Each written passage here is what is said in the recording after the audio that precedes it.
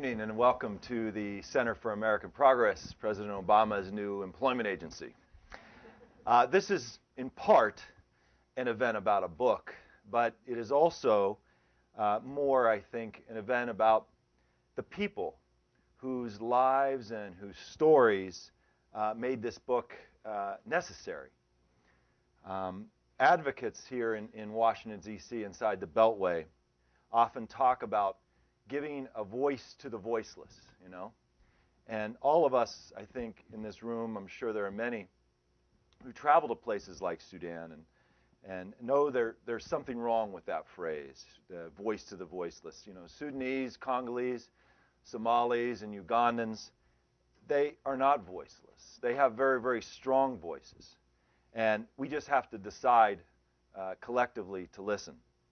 And we have some pretty great listeners tonight here on this panel. Great listeners and great storytellers. We have actually with us, we had actually a fourth person who was going to be with us tonight, one of the subjects of the book, but she couldn't come very last minute, so we're really sorry about that. But we do have Franco, who is from southern Sudan, was one of Sudan's, quote, lost boys, the tens of thousands of young men, and there were some lost girls as well who were orphaned or displaced during the Sudan North-South war, in the long war in southern Sudan. And they were refugees in Ethiopia and displaced within Sudan, refugees in Kenya, until finally coming, most of them, to the United States back at the end of the last decade. He's now a U.S. citizen and father of three, and he recently returned to Sudan and has built a school in his native village with the funds that he raised here in the United States. Second, right here on my right, is Craig Walzer, and he's worked, he's the principal brain behind the book, I guess. He's worked as a legal service advisor to Darfuri and other Sudanese refugees in Cairo. And for this book, this volume, by the way, which will be available afterwards and which the guys can sign for you after the event, for Out of Exile, he traveled extensively throughout Egypt, Sudan, Kenya, and even here in the United States, conducting research and interviews for the book. He's currently pursuing degrees from Harvard and the Kennedy School of Government in a true act of masochism. What are you thinking? What in God's name are you thinking? So, thirdly, over in the far right, my good friend and the fabulous author, Dave Eggers. No woohoo? Or, you know, little love for the guy? Okay, I guess not. Who most of you know wrote books, I think at least two of the books with two of the greatest titles ever made. A heartbreaking work of staggering genius and What is the What?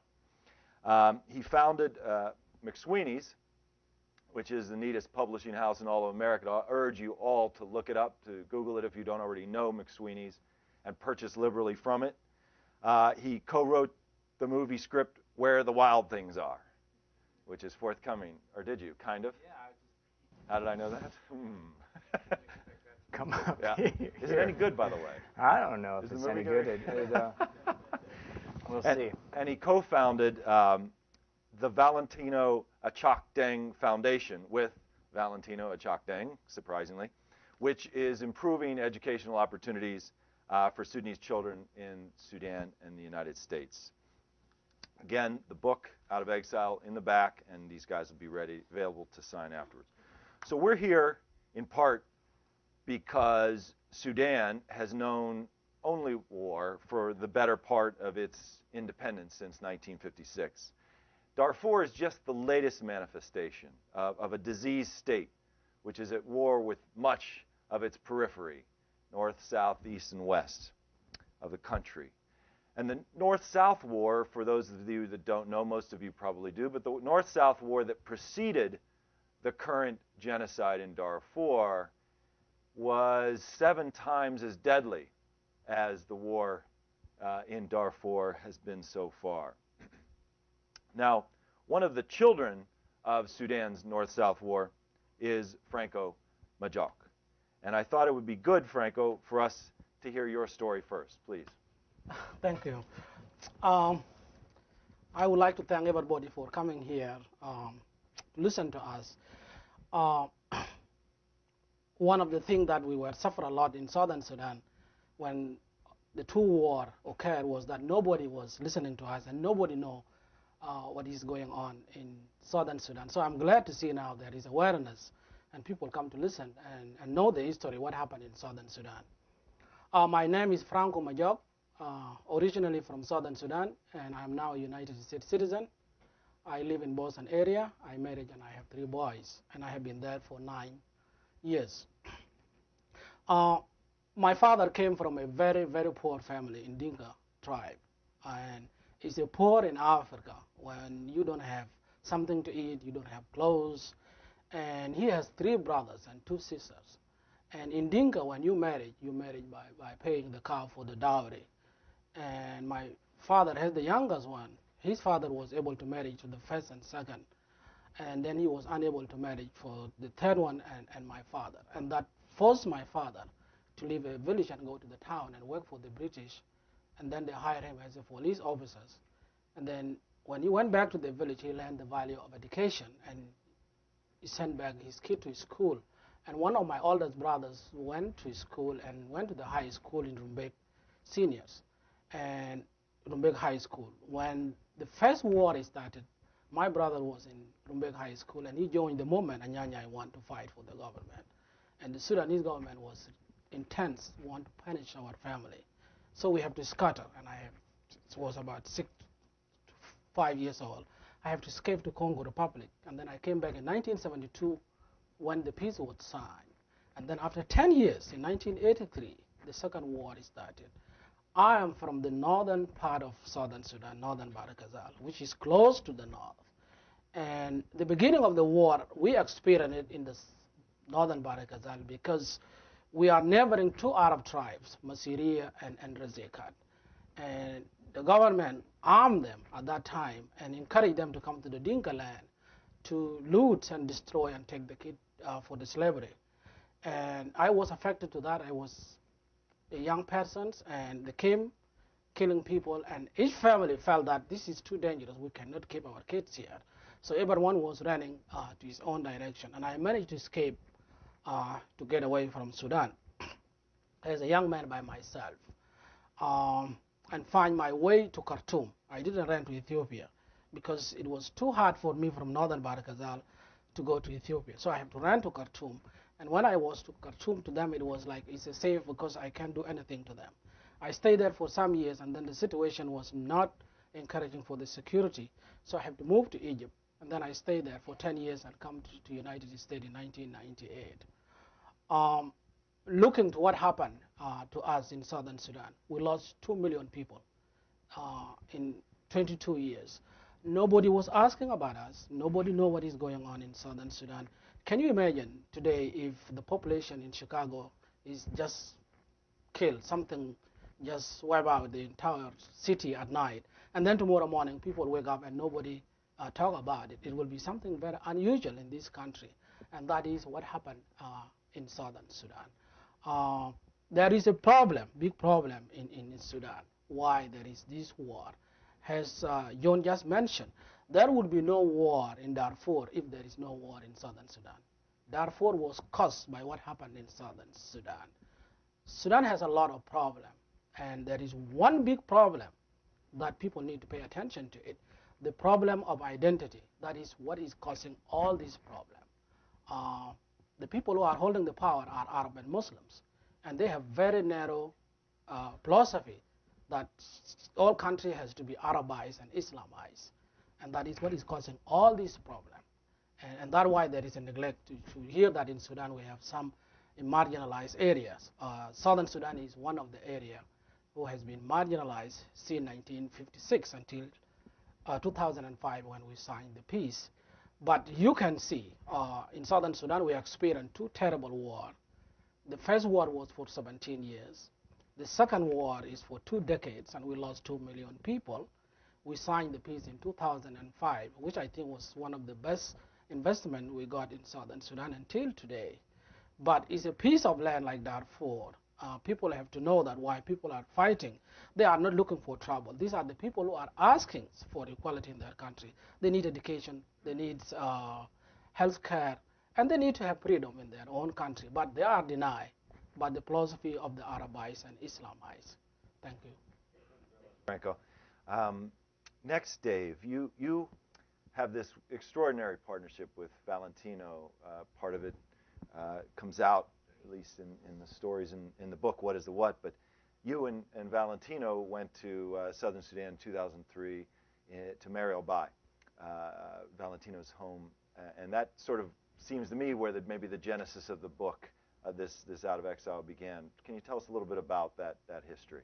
Well, we met in early 2003, and we were just getting started on Valentino's biography, and then Mary Williams, the head of the Lost Boys Foundation, which was helping resettle and help with the transition with a lot of the so-called Lost Boys, she arranged this marriage between Valentino and I, because Valentino was looking for a biographer, and so we got to know each other, and then she also arranged this trip where we got to Nairobi, and then we arranged a flight into southern Sudan on an aid flight, in the cargo hold of an aid flight, and we made it to Valentino's hometown of Mariel Bai, where he hadn't been in 17 years since he fled during the war, and he was about 7 years old when he left.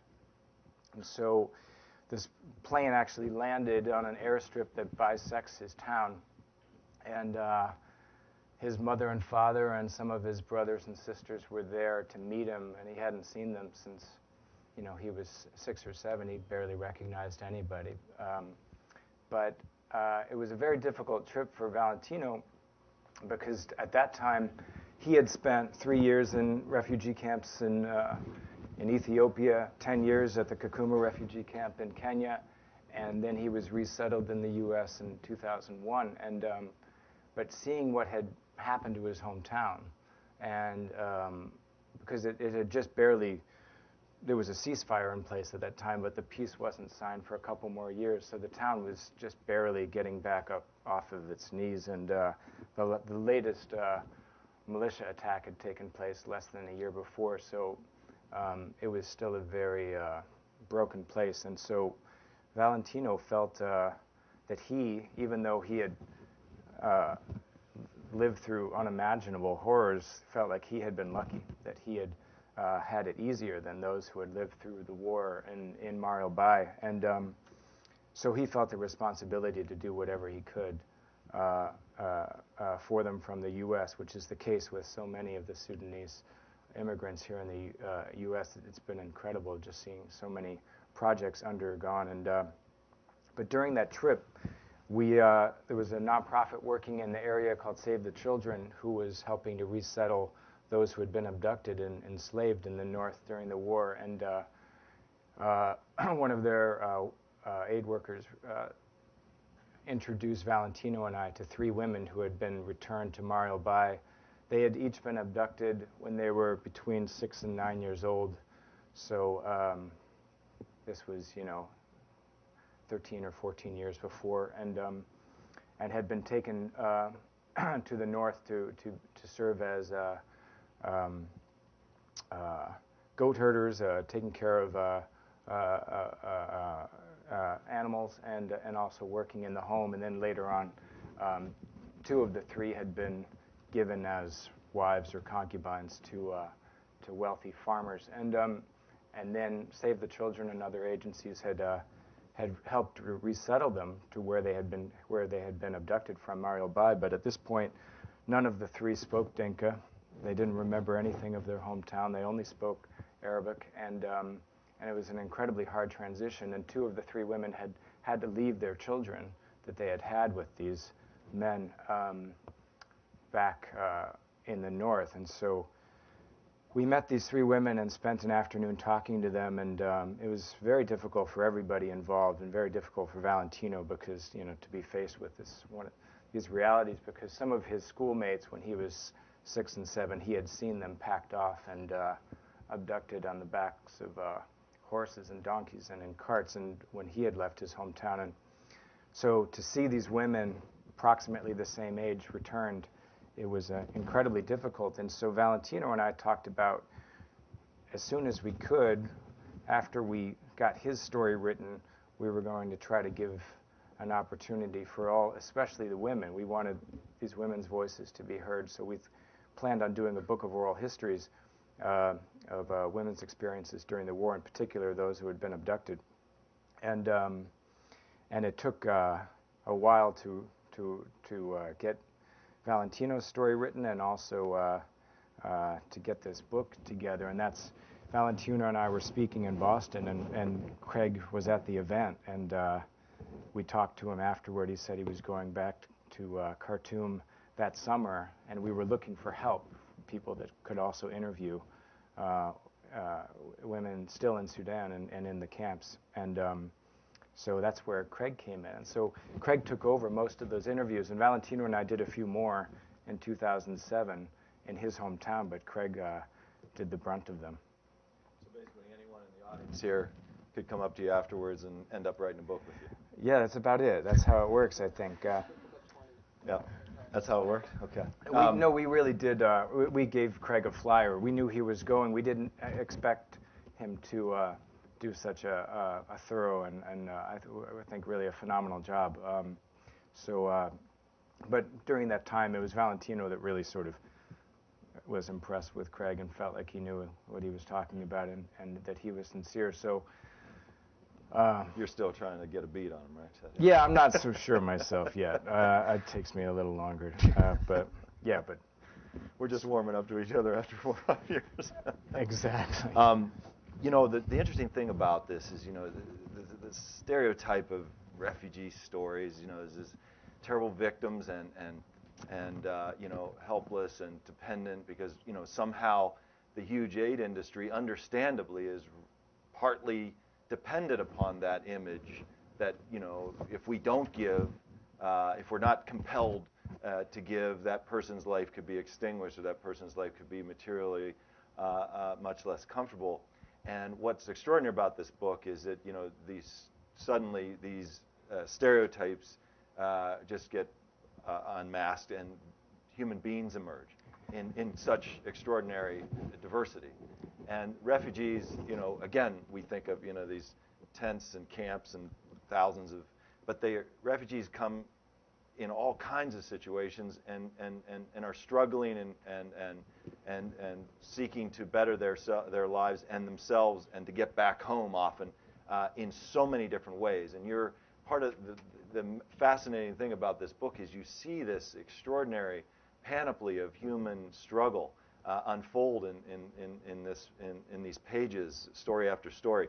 So, Craig, can you tell us a little bit about this diversity of experience and what you found, you know, as the primary researcher, despite your colleagues' questions? You know, what you found with all these people that you met along the way? Yeah. Well, I think one of the reasons that we were able to kind of provide and unmask some of that is left beneath the headlines so often is because of the very format of the book itself. The Voice of Witness project, that this is one in a series of books on, by doing it in the sense of oral history, giving people the time and space that's really needed to put in their own words what their lives were like. And not just at that moment. We have this very hygienic moment that is captured nicely by CNN cameras of a burning village, and then people being herded to a camp or to a new settlement where they all are living under plastic tarps.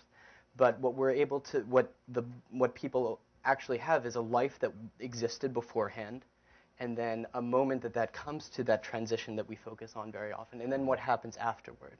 And I think that one of the things that's so very important when you ask people, tell me your story in a situation like this, that we have these very strong memes, these iconographic images of African suffering or of conflict, is to not start and say, how were you hurt or what happened to you, but talk to me about what was life like before. Talk to me about where you come from and what your family was like and what your childhood was like and how did you meet your husband and did you think he was handsome, and allow that sort of discourse to evolve into a full three-dimensional story. and that, so in and of itself, oral history I think is so valuable, especially when we're talking about worlds that are so far away from the realm of experience that we have here. That part of it in and of itself can be very, very valuable. And what also, the reason that we were so focused on having this diversity is because, as you've mentioned and as Franco mentioned, Sudan is very, very complicated. What's going on in Sudan is a very, very complicated issue, Darfur being the latest chapter that we often hear about. But there are strong connections of what's going on in the history going 50 years and beyond in that country. And so one of the things that when I first met Dave, they were thinking of doing something through focusing on abduction, and it sort of evolved to, it's difficult to look at that sliver of the story alone and capture an essence. What eventually evolved into looking at all of these parts of Sudan, you have this common thread. The one thing that is in common amongst very diverse communities of more so-called African folks in the south or Arabs in the north, Muslims and Christians, what has come in a horrific way to unite this entire country is a living memory of violence and a living memory of displacement. This is the one thing that unfortunately everybody, no matter their ethnic background or religious social background, can share, is that they have in their lifetime experienced some sort of conflict, really. And so the reason that we chose displacement as this common theme is to bring those things together. And that works in the book. We have stories of a woman. I can show you a picture here of a woman named Nadia. This is Nadia, who I met in Cairo, who is Darfurian and fled from her home when she was about 13 in an attack on her village. And because she couldn't leave the country alone, she married the one guy who was from her village who was with her trying to flee the country. They got married very quickly so that she could get papers to be allowed to leave the country as a young woman, because young unaccompanied women are not allowed to have passports or travel independently. She came to Cairo, and I met her in Cairo, where she was living, and she was miserable, living in an urban environment, unprotected, with no services being offered to her or protection being offered to her by the Egyptian government, and no protection or substantial aid being offered to her by the United Nations High Commission for Refugees. At some point, she had a baby when she was there and tried to leave her baby on the steps of the UNHCR in hopes that maybe in that way she would at least be able to get the baby some sort of sympathy or protection. And when I interviewed her in Cairo, she was just making plans to actually return to Sudan and return shortly thereafter, because she figured if she's going to die, and she figured death was approaching imminently in the unsafe environs of Cairo, that she'd rather die in her own country. And you can make it, and at the same time we also have, you can see here, this is a wheel from southern Sudan who had left in a very similar situation years earlier, had gone through horrific violence in her escape from South Sudan, and had gone the same place up to Cairo. And a different generation, but a woman who was essentially unaccompanied, passing through dependence on men, coming to Cairo, and these two stories kind of, you see a reflection over different times of how these different stories work. And just to give you one other thing that I think is important on the diversity of these is we often talk again about what life in camps looks like, and we've all seen very often pictures of that. But just to kind of illustrate once more with a specific story of how these things actually look, I'm just going to show a short 1.5-minute video here to give you a sense of when I say that these people fled to Cairo, what that actually looks like in real time. So if you'll humor me on that for a second.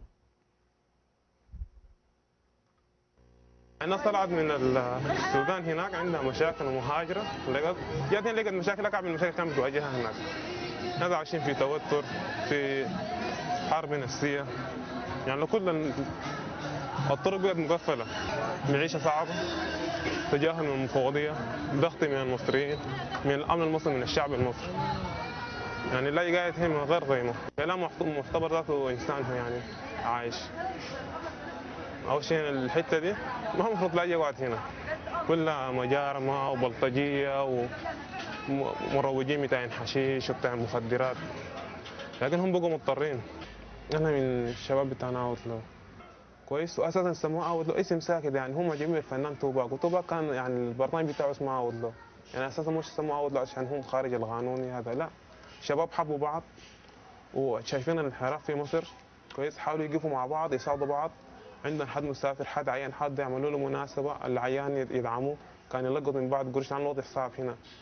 في مصر هنا أنت مشيت براك يا مثلا بقيت مجرم، يا بقيت بتاع مخدرات، أغلبية السودانيين مسجونين في الحياة دي هنا، لأنه مضغوطين نفسيا واجتماعيا. عمل ما في أنت حتشتغل شنو، لازم تمشي للطريقة السوق. هنمشي عندنا لاجئ سوداني كان عامل خناقة مع مصريين وولعوا النار في الأوضة اللي هو ساكن فيها، وهسه قاعد مع قريبته هنا ده في العمارة دي، هنطلع عليه ونشوفه.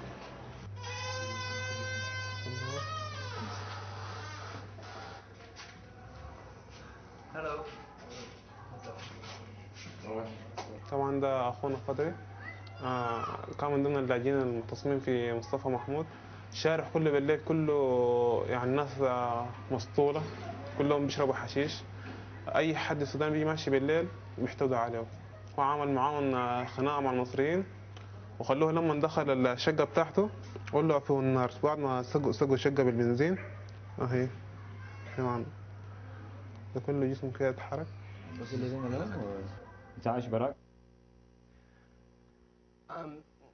The reason I show this clip, and I think it is useful for two reasons. First of all, to give you a sense of what this actually means to be displaced or to flee into a place like Cairo. This is what it looks like on the ground.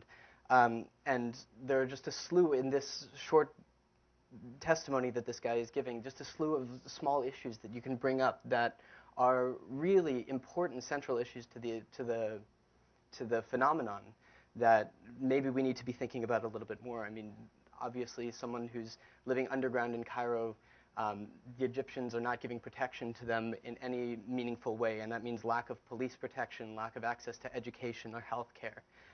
And you heard him have not such kind words for the United Nations High Commission for Refugees, which is massively under-resourced in a place like that.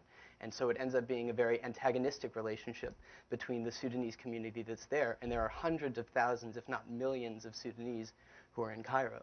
And they're without being offered the resources that they need, they're left in a very antagonistic situation with both the UNHCR and with the Egyptian community at large, many of whom are very, very poor themselves, and saying, well, why should we be helping out these people who are coming to us when we in and of ourselves are suffering from 40% unemployment and, you know, huge amounts of poverty. And you see also one of the things I think that's interesting, you noticed he's talking about the outlaws gang. This is a phenomenon that's just, I think, so fascinating of what's going on in Cairo. There are many, many unaccompanied minors, young men like Franco who went to Cairo on their own, and they have no police protection, and they have no protection in their communities. And initially, they sort of self-appointed them as security force for their own Sudanese communities. Hip-hop culture has a very big influence there. American culture in general, MTV is playing on all the satellite dishes and all the coffee shops and cafes. And so they adopted hip-hop clothing and music and many of this stuff. And unfortunately, what's happened over the few years is that they've also adopted tendencies towards gang violence. The initial security force of men split off, siphoned off into different groups named after the Outlaws or the BIG gang or the Lost Boys, who were protecting various elements of turf. And now a huge problem amongst the Sudanese community there is infighting amongst these different groups. And one of the guys that I interviewed in the book actually was a young man from South Sudan who was involved in one of these gangs and was killed by a machete to the head in one of these gang fights shortly after I interviewed him. But this is brutal, brutal violence that's taking place there. And these are, and what it speaks to, I think, just to sum up, is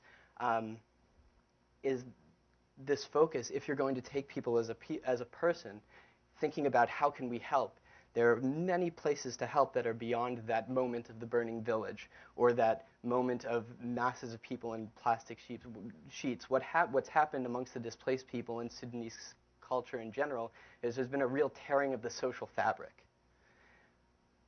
You know, these people who are in places that are so far away from their villages or from their towns back in Sudan are finding themselves in exceptionally different circumstances and adapting in often ingenious but often terrifying ways.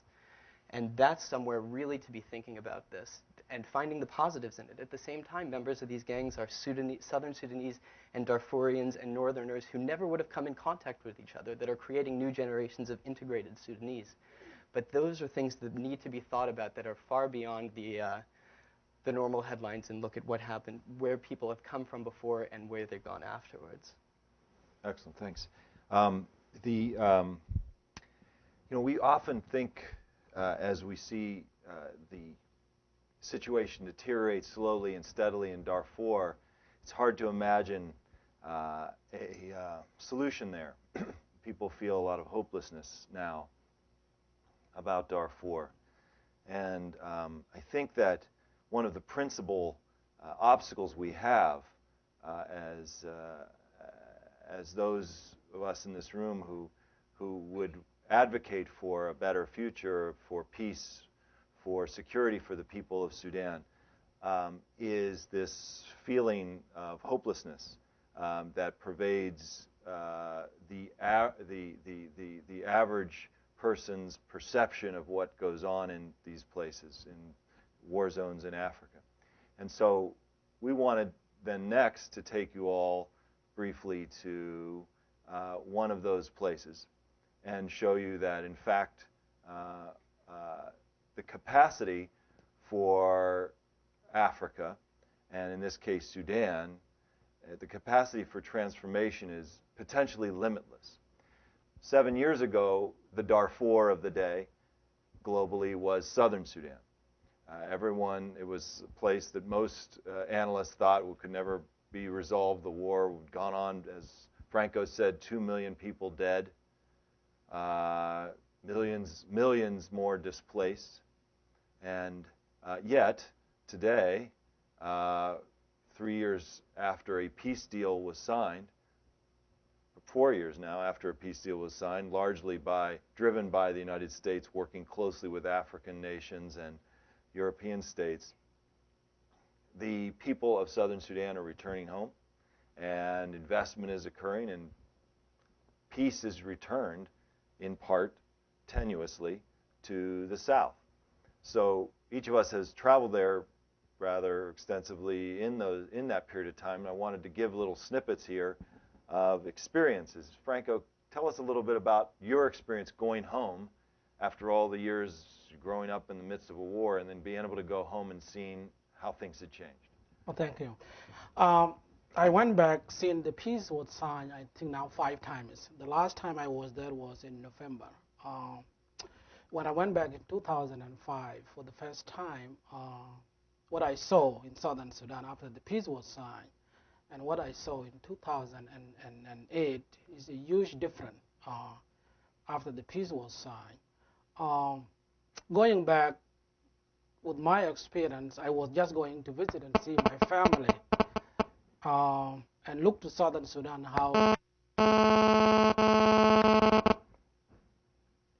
the destruction that happened in southern Sudan, it was amazing to see that. When I went back to my village for the first time, one of the things I noticed is that the people I left when I was young, no one of them was alive. It was their kids and the kid that born after I left, that young generation. People have to know that, because when I mentioned that the philosophy of the Arabization and Islamization applied by the Sudanese government, they lock out others, Sudanese who are not Arab and Muslim. So southern Sudan, there was no development. I myself, looking back when the war started, I thought that there is not going to be peace between us and the North, because it was a little bit very complicated. They said Sudan is Arab country, should be ruled by Islamic law. We in southern Sudan, some of us are Christian and some of them believe in African traditional. So when I went back, it was just a piece of land. Nothing was there in 2005. And people just start going back and building their houses with the mud and other things. Myself, what I did when I saw that, back to my experience when I was young, when the war started, what I saw was that most of the people who died were people who have no education.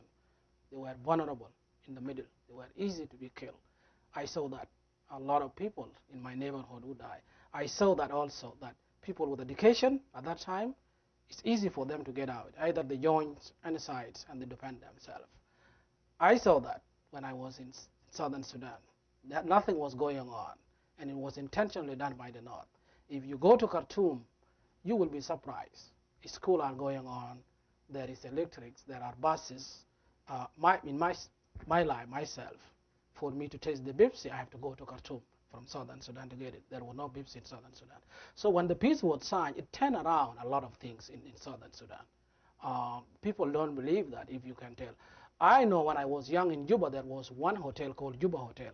When I left Juba, in 2005, the hotel just started coming back. When I went back in 2008, in November, there is about 80 to 90 hotels in Juba. So you can look in 3 years that the development just came up. In a Will town where I am from, we used to cross the Swamp area for 2 days. When I went in November, there were 3 bridges, and you can just go by 15 minutes to get where you want to go. In a Will town, in my life, no cars. People just walk on foot to go to the village and come. When I went in November 2008, there are buses. You can just pay 2 Sudanese pounds, and you can get to your village. Because of the peace was signed, and my experience as a young person, especially when the war started, when I saw a lot of innocent people have been killed, if it's people with no education. And when I saw and I know that there was intention from the Khartoum government to keep the Southerners down with no development, when I went back in 2005 and I came back, I just came to Boston, where I live, and I talk to people. I have connection with American family I work with has a social work, the foster parent. And I asked them to help me to form the foundation, and I formed the foundation. We went back in 2007, and we built a school in my village. And I know that that is going to help the entire generation. For the first time, the kid who go into the school I built is the first time, and I know that a lot of people are doing that. So Southern Sudan is not the Southern Sudan of 2000. Even when we started the war, there was nothing there. Today, people are talking. I know that in Wow now you can see electric. In Juba, you can see electric. In Yei, you can see that. You can see people coming from other countries in the Western world to visit Southern Sudan. Before that, things like that were not here. Anytime you go to Southern Sudan, if you go today and you come back after 5 days, after the peace was signed, you will see change. Everything is changing in Southern Sudan. And that is because the peace was signed. Nobody was worried about his life. I know the comprehensive peace agreement between us and the North, there are a lot of challenges. It's not easy. They don't like it. And why it is happened, I believe we should go back to that one. People can look to Darfur and see has a very complicated war. It's not comparing with Southern Sudan, as I said. Because in Darfur, people are Sunni Muslims, and people in the North are Sunni Muslims. They have something that they can come. The difference between them is that people in Darfur are black Africans, and people who are in the government are Arab. In Southern Sudan, we are totally different. And people were thinking peace is not going to happen, but it happened. Because something happened. U.S. pushed the government to sign the peace and change the Southern Sudan. If the Southern Sudan is going on the way it is, if someone go in 10 years, it will be a different country. I know David and Valentino Ishak, they team up to build the school. And there are a lot of many things going on. It's not only us. There are a lot of organizations. Southern Sudan now is peaceful because of the peace. Everybody is concentrate to develop the Southern Sudan. If you go, you can walk day and night in Southern Sudan. But there are a lot of problems with the comprehensive between us and the North. Because the Sudanese government is not happy. It's not something they wanted. But they accept it because somebody pushed them. There is a pressure. That's why they sign it. Thank you. Dave, you and Val saw a lot too. Maybe building on some of Franco's comments, you want to tell us a little bit? Franco summed it up really well. When we saw each other here, we realized that the last time we saw each other was here in this room where we had a kind of a convention for groups that were building schools and clinics in Sudan. It was all guys who'd been resettled around the same time, wouldn't you say? Just about everybody, and different projects in their hometowns. And so, and then when we were back this fall, we noticed incredible changes, including, I mean, a wheel is a really incredibly changing place, and it's turned into sort of a big city, and there's a gigantic road leading from a wheel to Khartoum now, where the goods can go. You know, it used to take many days, and now it would take, I don't know, a day. Wasn't that about a full 2 days now? We saw it first a year before when it was just dirt, and now it's like it's fully developed. So it's incredible to see those changes. And you know, Valentino's hometown, Mar Bay, is more remote, and it's cut off by on two sides by rivers that are just that prevented Valentino's from slowed down his construction. He's building an 11-building educational complex in his hometown, and that'll include a teacher training college and community center and adult education. But it'll be a secondary school because there's a lot of primary schools. That's been the main focus, is building primary schools, and they're going up everywhere, and they're swollen with students, and they need more and more. And the one main issue right now is finding qualified secondary school teachers, and because so many of the best teachers have left, you know, for better wages in Kenya, Uganda, the U.S., you name it. And so that's where so Valentino decided that a teacher training part had to be part of this complex. So training the teachers while they're turning around and teaching the students, it's an incredible undertaking. And so Valentino's he's back in Nairobi most of the time now, and then flying in and out of his hometown, and he's had to turn into an educational, you know, an administrator, a contractor, you know, transportation expert. He's had to do so much, but the entire community is completely behind his project, like everybody. The land was given for free. I mean, and it's incredible, you know, how united everybody is in the goals. And we were recently at an event together, and somebody asked if the government had been an impediment at all, the government of Southern Sudan, and it's been everyone from the highest level to the regional commissioners and the local elders have been incredibly supportive. So there hasn't been one blip. Everyone's like, do it, do it, do it. And so it's easy to be optimistic, even though things are incredibly difficult and the challenges are everywhere. And but at the same time, the will is there. It's phenomenal.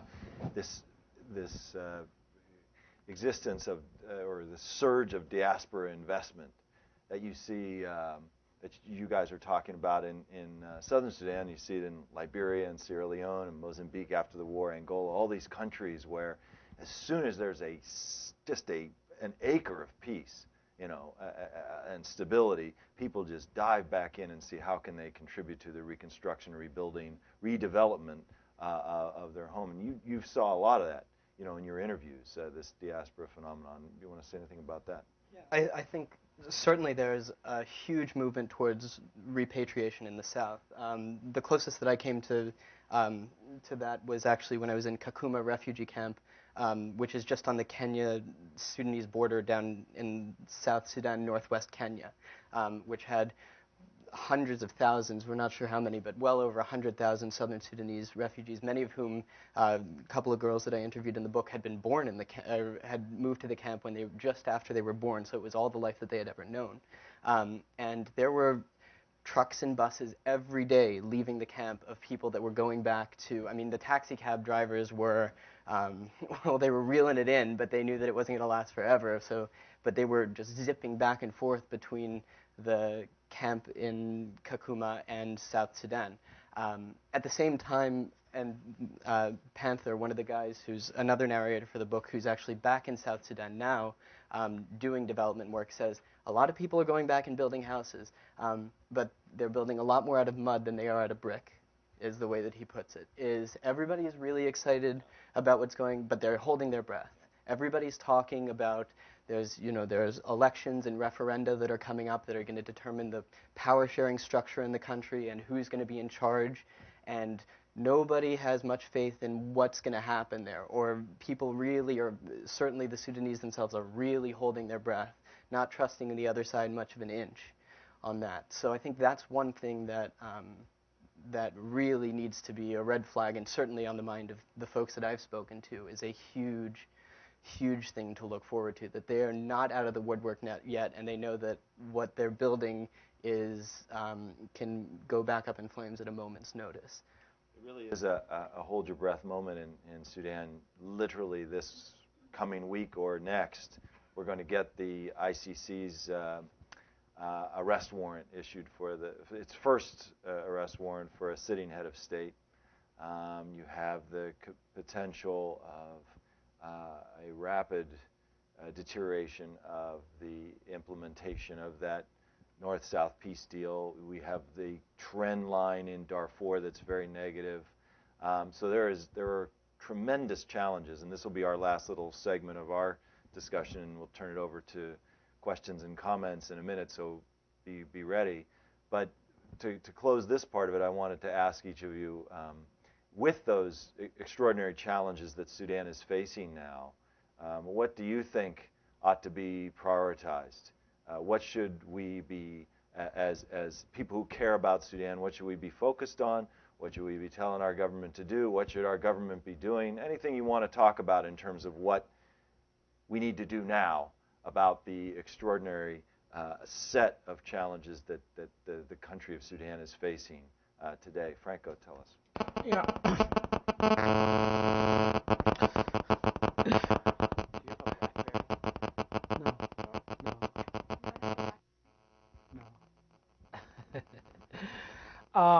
I would talk about the comprehensive peace agreement between us and the Sudanese government that need to be supported, because when the peace was signed between the South and the North, the focus was on Sudan. That after the peace was signed, the international community would push very hard so that the Sudanese government should meet what they agree upon during the peace. We have been cheated before in 2000, and after the 17 years in 2000, and I mean in 1972 when we signed the peace with them. After 10 years, they canceled it, and we were told it is not a Holy Quran or a Bible, and everything went back to normal. And that's why the war started again after 10 years. Looking to the peace agreement between us and the Sudanese government, there are certain things that they refuse to work with. One of it, we are still being cheating about the oil. The oil is in the South, and they are taking it. We are dividing it 50-50.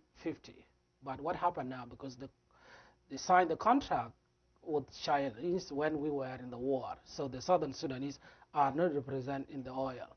And what happened is that they take the oil, sell it out, and then they give us money and say, this is your 50%, and we don't know. It could be 10 or 20%. Nobody's sure about that. Most of the Southern Sudanese are not happy about that. They know that they have been cheating. And also, we have a problem of the borders between North and the South. It is very clear. Everybody knows that. Where is the South and where is the North? They refuse to form the committee so that we can walk through that to finish it. The third thing I saw they were doing it in the borders was the Arab tribe who were armed. The Masiri and the Zekat were not disarmed. Even after the peace was signed, they are still holding their gun. Last year, they did one thing when they asked the government of Southern Sudan that we want to come with our cow looking for the grass and water in Southern Sudan. And when they were asked to put down their gun and come without the gun, they refused that, and they start fighting with the SPLA forces. So that is another problem is still there. Another thing they are holding is the population. The census were done almost 7 to 8 months now, and they are holding it. They don't want to release it, and we are talking this year we should go for election in June. I don't know how can they go for election and nobody knows the census, and they are holding it. The big things about the peace between Southern Sudan and the North, one big thing that people should focus on it, and if the war is going to start, it is because of that, is the referendum in 2011. Nobody in the South is ready to back off and accept that it should be postponed for 1 day, because we lost 2 million people. It's something very, very expensive to us in the South. We want it to happen on time in 2011. And if there is any change in the Khartoum government to play like what they did in 1972, nobody in the southern Sudan is going to accept that. Most of you should know that when the peace was signed, our leaders, late John Garang, who died after the peace was signed, he put the condition that there should be two separate armies. In Sudan now and South, we have two separate armies. They have the Northern Army, we have the SPLA army in the South. They are arming themselves. The Chinese are giving them a lot of weapons, preparing for what we don't know. But you have to know that if the referendum is allowed to happen in 2011, I don't see there is going to be a war. But if there is anything to stop that, that is what is going to bring a lot of problem. Everything can be postponed, like the election this year. If there is no chance to be done, people in the southern Sudan, I believe they can accept to be postponed until the early next year. But nobody is going to accept to delay the referendum for 1 minute in southern Sudan. This is something we fight for. And people are looking that there should be, unity should be attractive. The northern government should do something to persuade the southerners so that they can accept the unity. I'm not seeing that. The thing I was just tell you now, the population, the oil, the disarmament of the Arab tribe, those things, if you go and talk to anyone in the southern Sudan, nobody is happy about that. What they are doing in Khartoum is really what is encouraging the southern Sudan to ask for to be separated from the north, let alone the big things, the identity of the country. The Arabs are about 15 to 20% in Sudan. They just inherited the power from the British, and that's why they control everything. And they came up with those ideas that if you are not Arab and you are not Muslim, you cannot be developed and you can be a second citizen in your own country. Looking to all these things, the only way that the peace between South and the North is going to be safe to go to what is to allow the Southern Sudanese to exercise their right for referendum. Thank you. It's very clear. Thank you, Franco. And Dave, what do you think is important? Does everyone know about this referendum? Is that clear to everybody? In 2011, part of the Comprehensive Peace Agreement, there was provision that the South could vote by popular referendum to secede and become a new nation. I don't know if everyone settled on a name. It used to be New Sudan, but yeah. Sudan. And there's overwhelming support. It's about 80%. The latest poll says that in the South, that 80% of the citizens of the South would vote to secede. So, I agree with Franco. If that referendum doesn't happen in 2011, that's going to be the trigger. It seems like. But I agree with. I mean, Franco. All my bullet points. Yeah, I was just like, oh, is that the border, the oil profit sharing? But I'll echo a paper that John co-wrote here at Enough, which is, Enough's been writing a series of letters to President Obama and his administration about sort of how policy should be enacted from here on out. And one of them is, one of the things, I think the overarching thing that's, just as Franco was saying, was trying to come up with an all-Sudan solution and sort of like a proactive policy as opposed to putting out these little fires or sort of lip service to putting out of fires. I mean, and coming out with a solution that would work for Darfur and southern Sudan. And I don't know exactly. I'd want you to talk about what the ICC's arrest warrant, how that affects the implementation of the CPA and how real you think Bashir's threats are about what that will do. But it does seem that the solution in terms of power sharing and sharing of resources and building of all of these, very legitimate concerns and the same things that John Garang and the South fought for, they're fighting for in the West, is a share of infrastructure, schools, healthcare, all of these things that any citizen has a right to. So it seems like an all-Sudan solution with some help from the international community and the U.S. in particular would be able to push for that. This is a prime time to do it, and it's not like an hour to waste, right? Right. Perfect. Craig.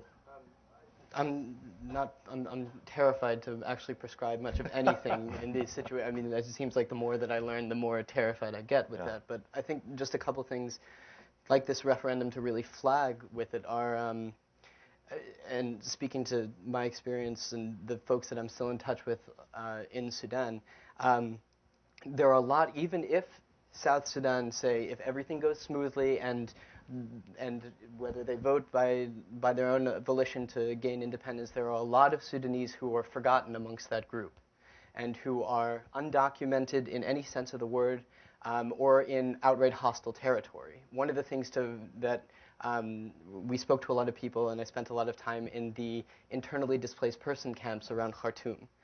Sudan has the highest number of internally displaced people, refugees essentially who haven't crossed international borders, but are still within the country itself. Millions and millions of people from the south and from Darfur, and many of them came to the only major city in the country for forever, the capital city of Khartoum. And so you have Khartoum, which is a city of a little over 1 million people, and then you have this ring around it in the Sahara Desert of, we don't know how many, but 2-3 million people that are living in, under garbage bags, like living with garbage bag roofs or little rakubas, as they call them, huts made out of mud and sticks.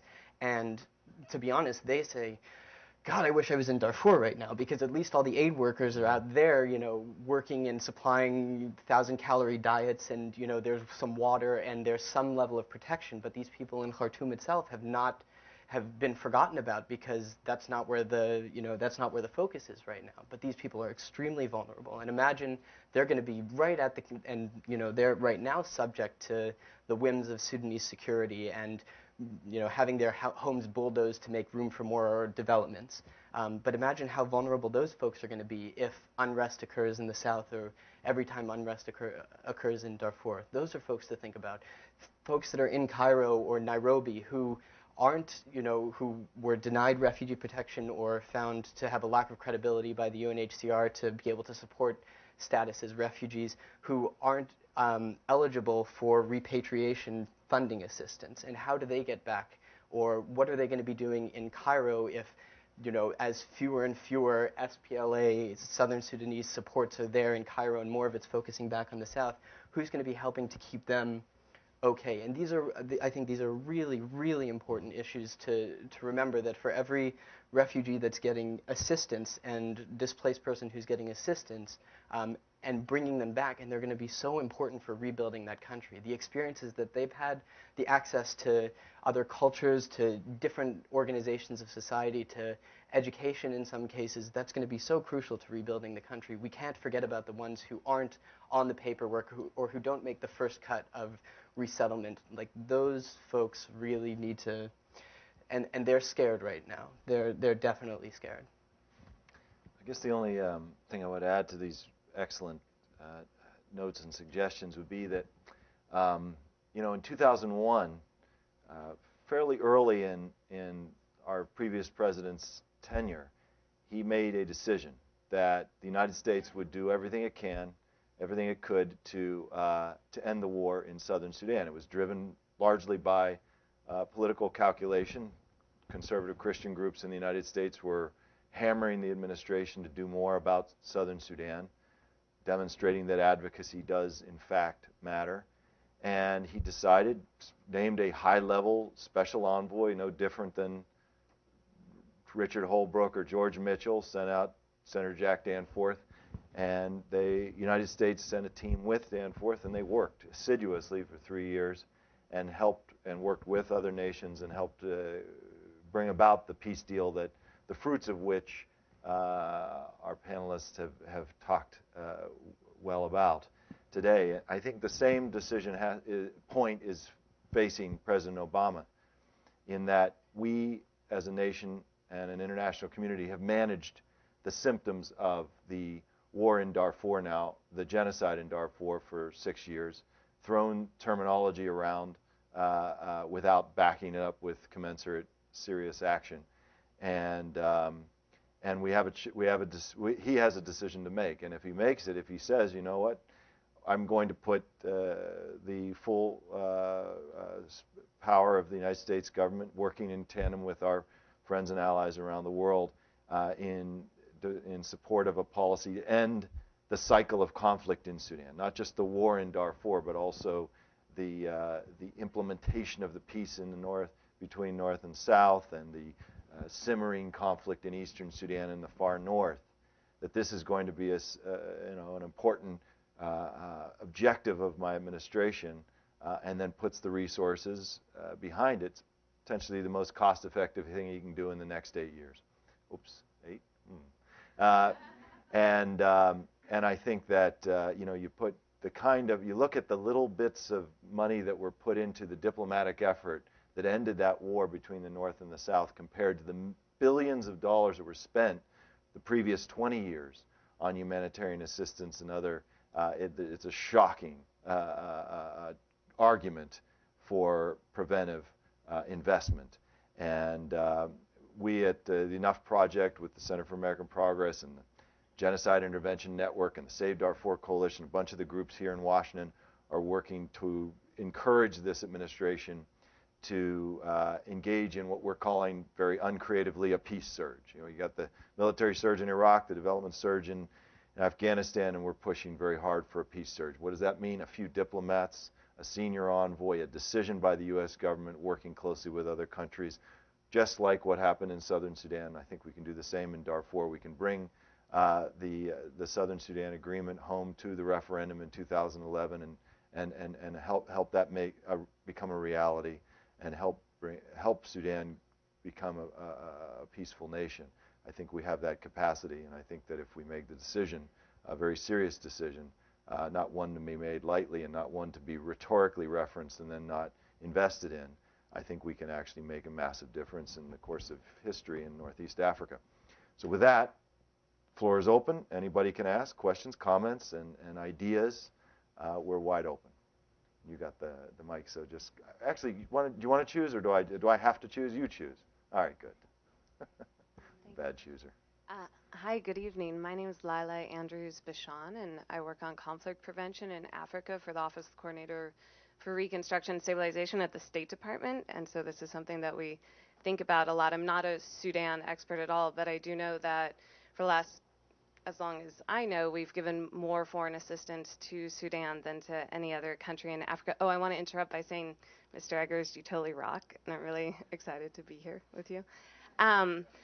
But so when thinking about Darfur, one, in your research, did you come across the regional aspect at all? I mean, the militias being harbored in Abashayam by the Chadian government and the interplay between Chad and Sudan, I feel like that's not focused on enough. And also, when it comes to, yes, we do need more funding, we need more diplomatic focus, and at the same time, when you're working with a government that's not necessarily conducive to creating the peace or furthering the stability, what can you really do? And you can have as many high-level diplomats as you want, but if there isn't the political will from the U.S., from the international donor community, and from the government of the country in question, this being Sudan, then I don't really see what progress you can make. And also, what is the China effect from your opinion?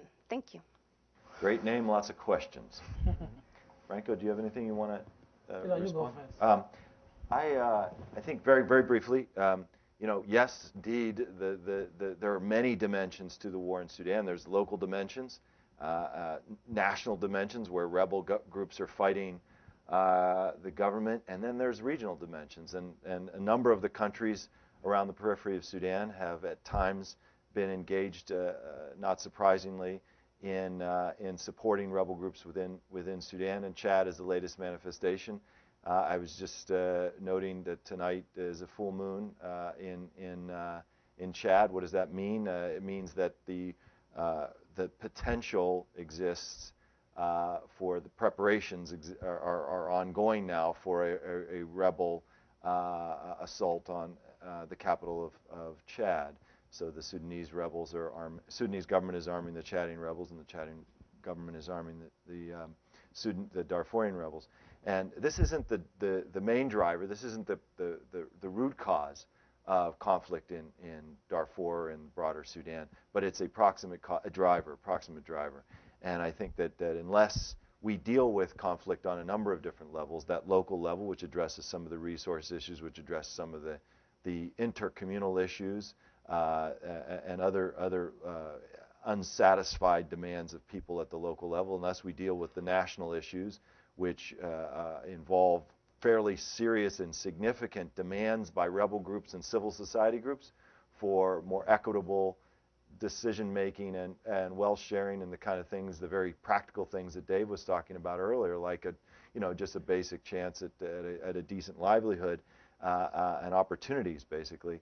Unless those are dealt with, there won't be any peace. And then, of course, the region. As long as Gaddafi's out there and Deby and Isaias and Melis and other countries that profit or somehow are drawn to the various actors and players and the competitions and rivalries that exist regionally, driven somewhat economically, somewhat politically, and somewhat by big power, big leader egos. Unless those are addressed and dealt with, that has to be part of the solution as well. All of it completely and totally doable. And I think that we learned that lesson in 2005. And I think if we can leave people with anything, it's that the peace is possible in Sudan. And it's happened already in the south. It's still tenuous because of Darfur and because of the government that remains in Khartoum. But I cannot tell you 10 years ago how few people in the world thought there was going to be a peace deal in southern Sudan. And I just say one more thing on the second point there is political will. We banter about this all the time. Political will is created by us. And the great thing about probably the one silver lining in the cloud of Darfur is this extraordinary movement of people, anti-genocide movement across the United States and in some pockets in other countries, where people who basically don't know anyone from Darfur, never have been there, and may never ever meet anyone from Darfur in their entire lifetimes, are dedicating themselves to go to rallies, to write letters, to get on the internet, to do all the kinds of things that people do in the context of 21st century viral campaigning and networking and mobilization. And they have put the issue of Darfur on the radar screen. And we have a vice president and a Secretary of State and a United Nations and a U.S. ambassador to the United Nations, all of whom who are very, very strong advocates of much more potent action in Darfur. And we have a president who is well versed in the issues and who's very deferential to this movement and very supportive of the movement.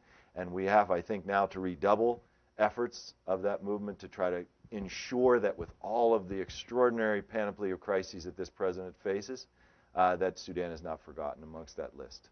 Can I just compliment it quickly?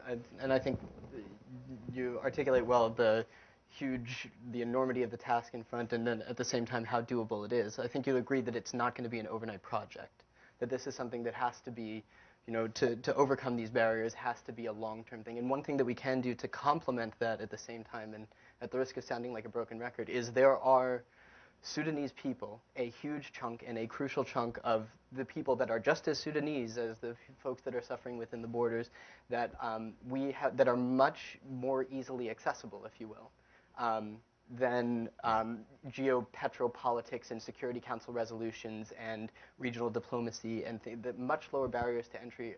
And as we're working on those big features, it's really important that that the U.S., which has such a say in these things, can do a whole lot more to push for refugee protection and adequate resources and getting those folks education, because I guarantee you, no matter what happens, the peace agreements are, if they are signed and everything, the fate of those agreements, if they ever do arrive, rests on the people that are. That's a huge step, but that's not anywhere close to the end. And we need an army of Francos that are there, that are able to do that. And folks like Franco, who are in Massachusetts and who are, in territory that's very, very accessible to us. That's an easy one, comparatively speaking, and something that we don't think about nearly as much. But they are just as Sudanese as anybody else, and they are going to be so integral in rebuilding that country, hopefully in a more progressive and fair and just image. So so that's just one thing to sort of add to the cocktail there that could really be helping for generations to come. And that's really one way to be thinking about this.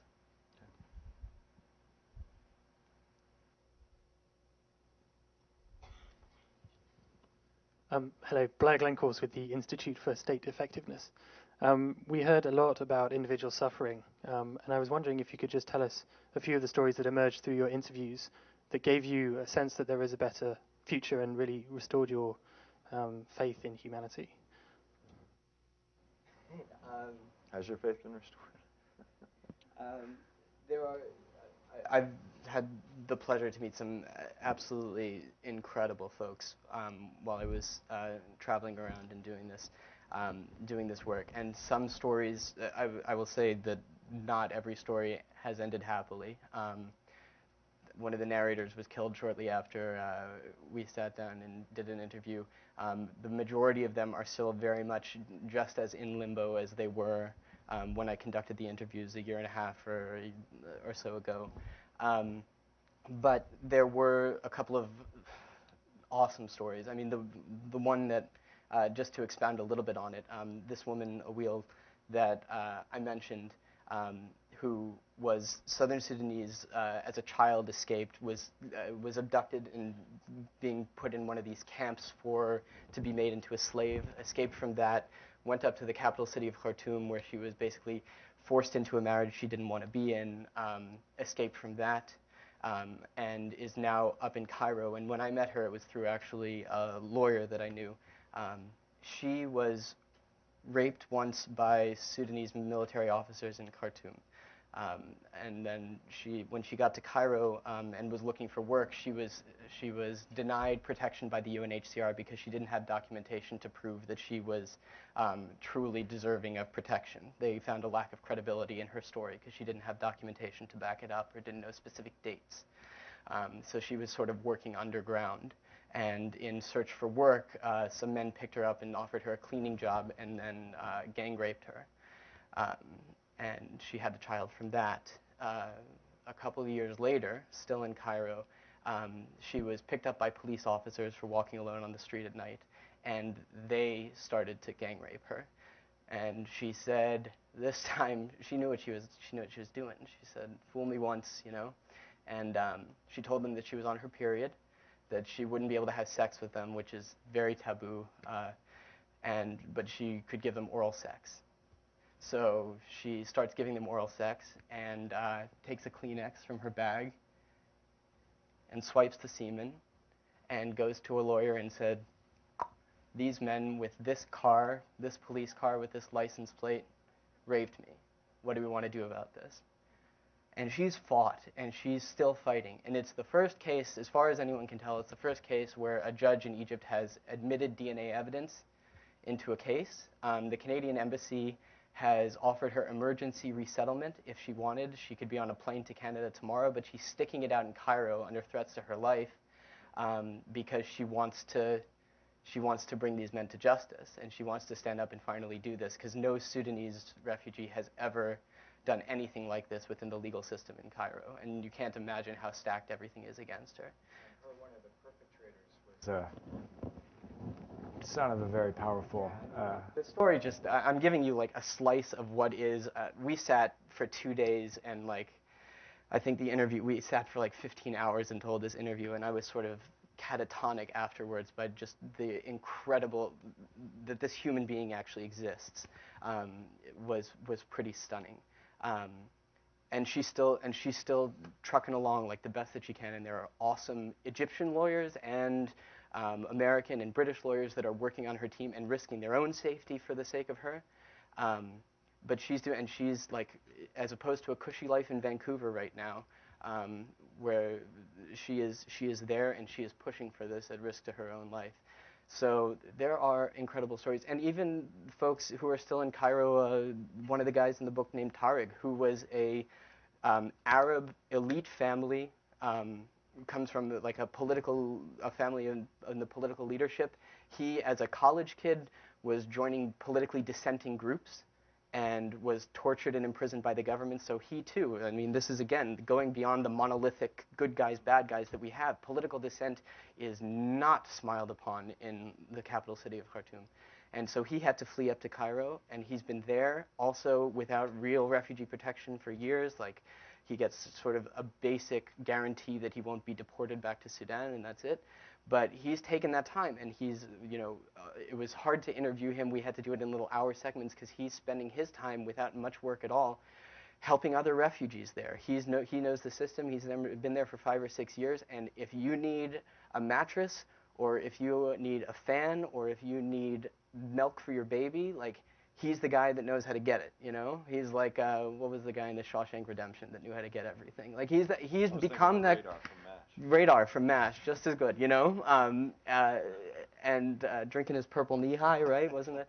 And he's the guy there, and he's doing so much for all of these people that are still streaming into, and whether be they Darfurians or Southerners or whoever it is, he's there, and he's one of the first ports of call if you need help figuring out what to do in this mad jungle of a city. He's taken it upon himself, totally informally, to just be there for everybody. It's pretty awesome. And folks who have been resettled successfully to the States and are living by the ocean with their families and putting their kids on the school bus in the morning and reading the news about home and hoping families are still safe, but getting their kids educated and teaching them where they came from and hoping that they'll be able to go back someday. So they're out there, and they're very close to us. They're probably here. I mean, I'm sure they're here in Washington, D.C., and this is something to do also. Talk to them. If we if we care so much about Sudanese, they're not hard to meet them. They're not aliens. They're, aliens among us, or whatever you want to say, but they're here. Group you work, tell just for a minute about the group you work with in the Boston area, the social service group. I'm working with Lutheran Social Services for unaccompanied minor refugees. We are sponsoring the young kid from Africa. My job is to work with African kids who come to U.S. under age of 18 and they don't have parents. So I work with them to find a school and foster home where they can stay. And I help them until they're 10, 22 years old. When they become independent, they move on with their life. I've been doing that now for 8 years. My focus was I was hired to work with the Sudanese boy when they came. And they work very well in Boston area. We have about 40 of them. We have some of them who went to the Ivy League school from them. And most of them now they finish 4 years college, and some of them are doing master's degree. Some of them went back. Some of them are doing exactly what I'm doing. They are building a school or clinics back home. But it is a program. It's not only in Boston. It's in different states. And it is a very good one for the kids who are under the age of 18. You mentioned in Cairo, they don't allow the kids who are minor to come to U.S. For what reason, I don't know. This is because in Cairo, the reason the UNHCR is not giving people the protection, they have to get the permission from the Egyptian government. And I think that is a big problem because the Egyptian government has a close relationship with the Sudanese government. And they don't want anything to make the Sudanese government mad from them, especially given that the Egyptians depend on the Nile River for the water. They want always to have a close relationship with the northern Sudan. Always Egypt is working very hard to keep Sudan as a single country, just because to keep the water flowing to them. In November, Mubarak went to Juba.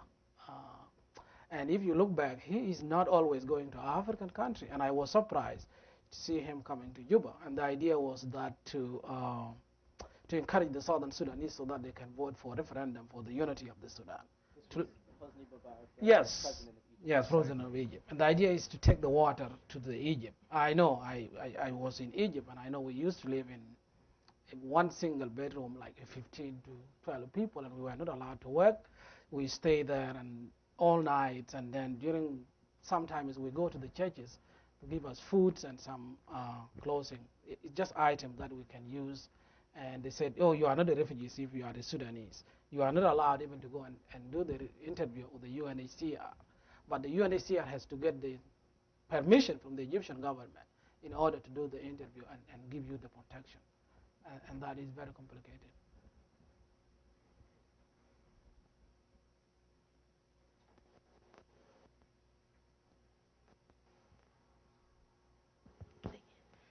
Hi, my name is Kunda. I don't have any affiliation.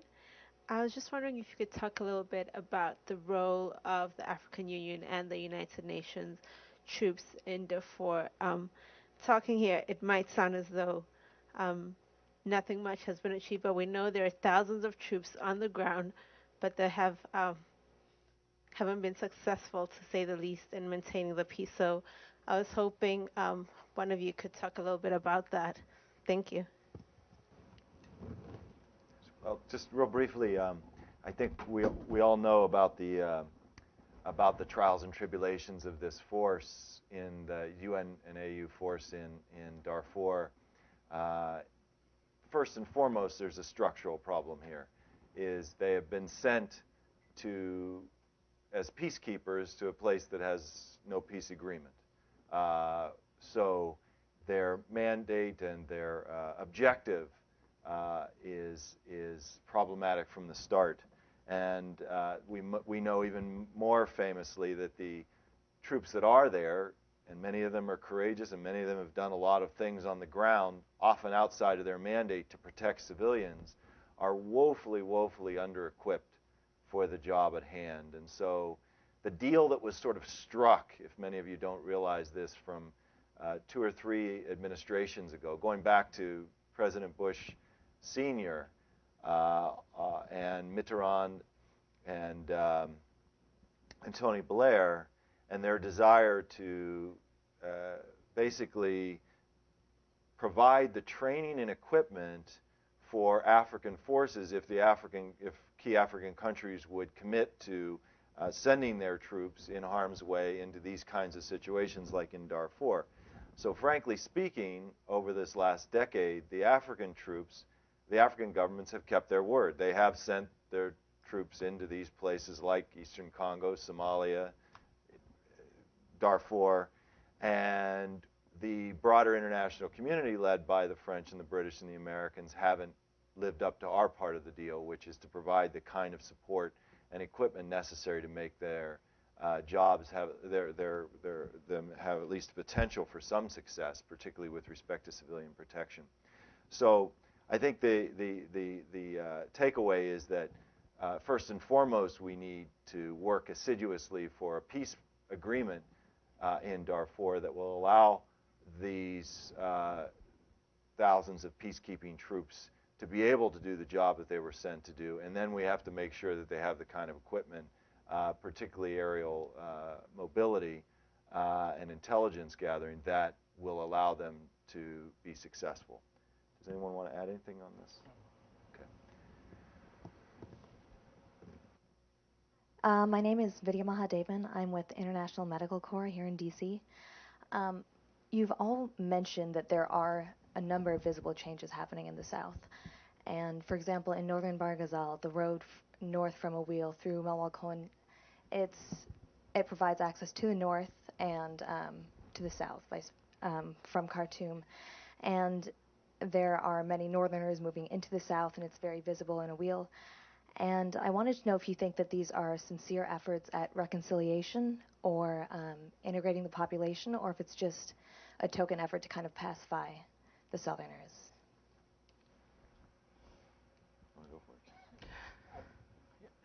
No, you go.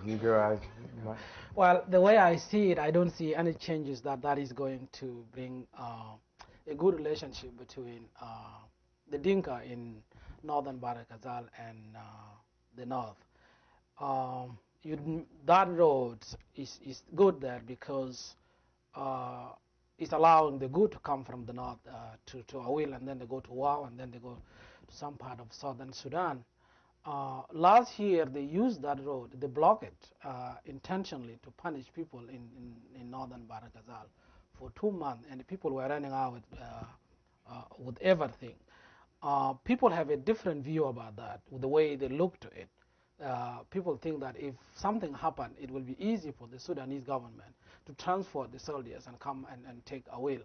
Because if there is the war between the south and north, I think Awil would be the first place they are going to take. So there are a lot of people who are not happy about the road. People were thinking that instead of building the roads between south and north, they should build the road between southern Kampala, Uganda, or Kenya. That was a lot of people in southern Sudan will look to that.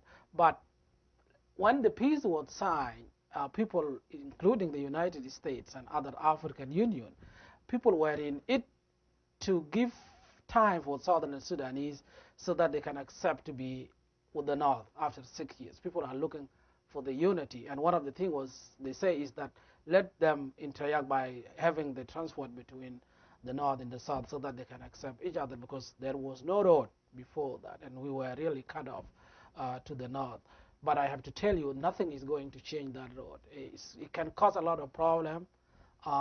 They look to it. People in Southern Sudan say that it can allow the Khartoum government to transport the soldiers. But last year, when it was blocked and the Masiria and Rezekat were coming with their horses, it was easy for the SPLM, SPLA army also to transport the soldiers and block them away before they get to Awil. So I don't think there is anything is going to change about that road.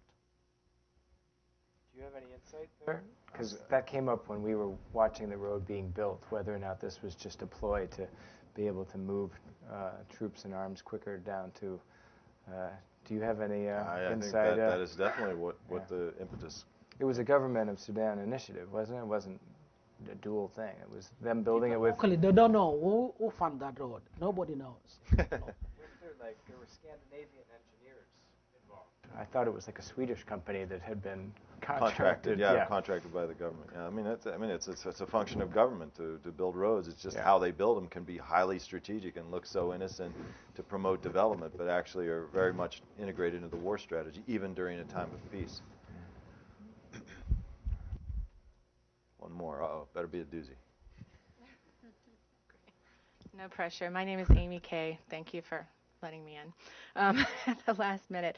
I work for the Center for Development and Population Activities, but before that I had worked with the UN Disarmament Demobilization Reintegration Program, Southern Sudan AIDS Council in Juba, and had worked on HIV, which I would remind you, Garang said, upon the signing of the Comprehensive Peace Agreement would be the next war. And so thinking about this peace surge, I appreciate that you're looking at it from a diplomatic standpoint, from a policy standpoint, but I know, and I so appreciate the complexity with which you address your narratives and these oral histories, because I think if we look at the majority of Sudanese, whether they're Northerners or Southerners, East or West, I would argue that the majority do want peace. And I can say it within my own limited experience. And I could say it could even start with a point of frustration. In Khartoum, here I am trying to work on HIV, and in Khartoum I'm asked for computer lessons, and in Rumbuk I'm asked for a plow, and in Izo they want laptops, and in Yambio they want mosquito nets. And there's so much snake bite medicine. There's so much want for, there's so much pragmatism surrounding potential productivity. And I do appreciate the efforts that you're making related to education and health and so forth. But I think if we can remember that majority of Sudanese, at least I think the ones that I met, and I would argue for this, do want peace, that peace surge needs to keep that in mind, and how to mobilize that within society as well. Let's have one last question. That was a good comment. But I can say one thing. I can say one thing about this. It's easy here for American people to speak and the government listen to them, even though you find that majority of the people want peace. But people who are ruling, they may not want peace. And these are the people who can make a decision and do anything they want. So the whole war can be waged by someone in the power, and majority of the people don't want it. Yeah, that is a problem. What can you do? That is a problem. It's a big problem in Africa.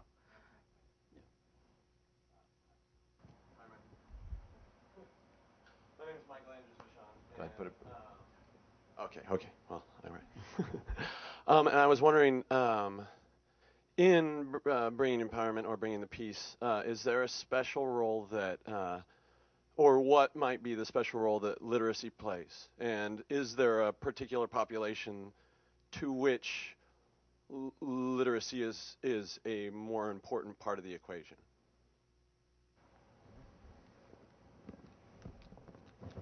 It's important. It's really, really important. And this is like on the very basic level of preconditions for I can totally relate to your laptop stories and your, how do you start making demands if you have to type them up and you don't know how to use Microsoft Word? Like, this is a problem, but like, how do you know how to organize demands and figure that stuff out if you're not if you're not able to articulate them and to share those ideas amongst people, just the very basics of organizing, and especially some sort of civil society. We're not talking about, there's got to be a level, and this I think is noticeably absent, especially in North Sudan, which is going to be integral to anything, is there's a very noticeable gap between the elites who are running the show kind of in the shadows, and nobody really, nobody's ever really met one of them around, but they're out there. And then there's this very, this population that has been deliberately uneducated for a couple of generations now, in a country that used to be one of the centers of higher learning in Africa. The level of education, literacy, and that kind of level beyond that, of being able to analyze and to assert and to argue and things like that, that's just going to be crucial to creating that mid-level civil society, which goes back to what you were talking about organizing advocacy groups amongst the Sudanese themselves. Of when you're rebuilding this country, there are going to be Sudanese NGOs that are going to have to be involved. And if they're taking hundreds of millions of dollars from Swedish, donors and giving them to Swedish contractors, but in the middle they are throwing it in a vault and not, which is literally what's going on. I mean, I've worked in these organizations, like they have a big safe in the back with an insane amount of money, and they don't really know how to keep track of it, because even the accountant doesn't really know how to use Microsoft Excel, let alone like his books that are in front of him. And those things are super, super crucial to be able to look forward, not only to bring those demands that are organized and assert them at the table, sitting across from elites, be able to hold their own amongst that, but on the community level, to be able to advocate and say, our neighborhood here, like our block in Khartoum or in a town in Kordofan or wherever it is, our block needs this many mosquito nets, and this is why, and this is what we're going to do with them, and this is the list of, exactly like that. There's nowhere that it's not relevant, I would say. When Valentino and I went back in 2003, we got off the plane at Lokachogio, and we were making this 1-hour drive to Kakuma, the refugee camp, and one of the guys that got in the car with us was named Victor Deng, and he knew Valentino from the camps growing up. And he was just sort of hitching a ride with us and going back to live there. And then when we went back again in 2006, Victor, who had grown up at Kakuma and had regular schooling there, and it was a pretty good school system considering. And there wasn't this consistent day-to-day school system going on in southern Sudan during the war. It's all ceased for more or less 20 years. But Victor was able to, get a piecemeal education, just as all these guys did. And Valentino got.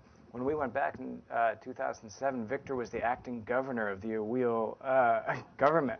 We went in there, and he's got this office about this big with a table almost as long, and he sits at the end of the table, and he's got a line of 100 people there in the morning, asking his advice about how to do things. And he's brilliant. And I just hope he keeps moving up the government, because he's incredibly good at what he does. But it just goes to show, I mean, on a very side note, Valentino's a big advocate of, of supporting educational initiatives for those in the camps, whether it's now in Chad or elsewhere, because, here he left and was able to go to college here, speak 6 languages, and Franco can speak even better to this, but there's an incredible full, press everywhere about school being, and literacy and the building and cultivating of schools being the way forward. So if you build a school, it's full, over full, by the time you put the roof on. And that's what's happening with the school that Valentino's building. And it's just a matter of staffing it, maintaining that staff, being able to sort of bring everybody up to speed, get enough secondary school teachers and supplies. And that'll take a lot of money, and it's not quite there, and the infrastructure's not quite there. So keep your ears open for new NGOs that have been started by the so-called Lost Boys and who are building schools. So you can fund them privately, and because they're going to need all the money, and it's not necessarily going to come from the government of Southern Sudan in any sort of easy and effective way. But you should.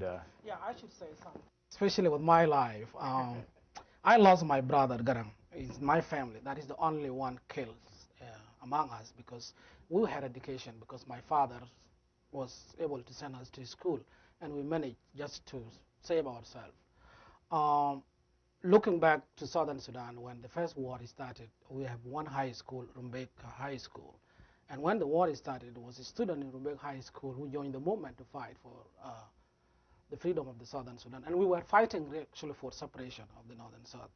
For 17 years, we signed the peace, and we were cheated because most of them were students.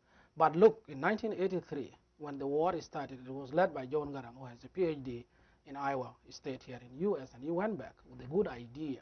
He was able to organize people and fight effectively. And then when the peace was signed, he came up with the good thing. The government in northern Sudan was playing this part of role to keep the people from the south with no education. And that is the way they were managed to control the country. If you give the chance to the kids, and this is always the way I talk to it, education is not just the way of reading and writing, it's a way of solving the problem. If all these young kids in southern Sudan have education, they will be able to solve that problem. They can speak up, and everybody can listen to them. People with no education, they cannot talk to know their rights. It is very, very important, especially nowadays with all these things going on, the AIDS. You cannot train someone who is not educated to know how to protect themselves. So education is the center of everything in southern Sudan. If we want to do investment in southern Sudan, we should focus on education, and everything will just come up after that by itself. And we hear a lot about, you know, the idea in so many places that perception is as important as reality. And the reality is, as these guys are saying, that education is a foundation for development and peace. But the perception of that is so palpable in southern Sudan, in Darfur. The kid, every single young person you meet, desperately wants to go to school, desperately wants a better education, because education has become synonymous with hope. And hope, rather than being extinguished by generations of warfare, is actually as strong as it ever was.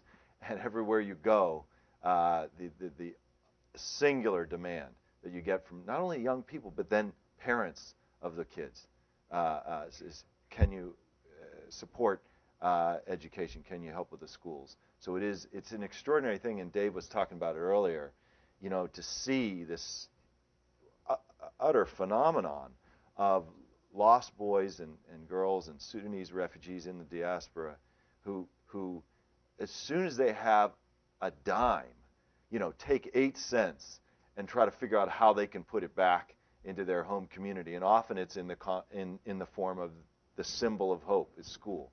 And that development train that is that underground train that is occurring of Sudanese young people, young adults all over the world, you know, instead of building up their 401ks, taking it and investing it in the development of their places of origin is an utterly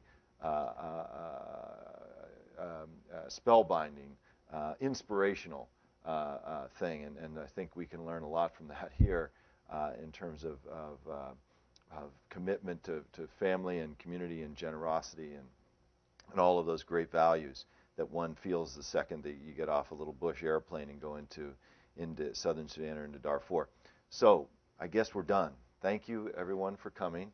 And thank you, panelists, for being... Oh, wait, we're not done. Hang on. I want to, on behalf of all of us, thank you for all that you've done. I think Prendergast, everybody knows him to be a hero of we've looked up to for a while.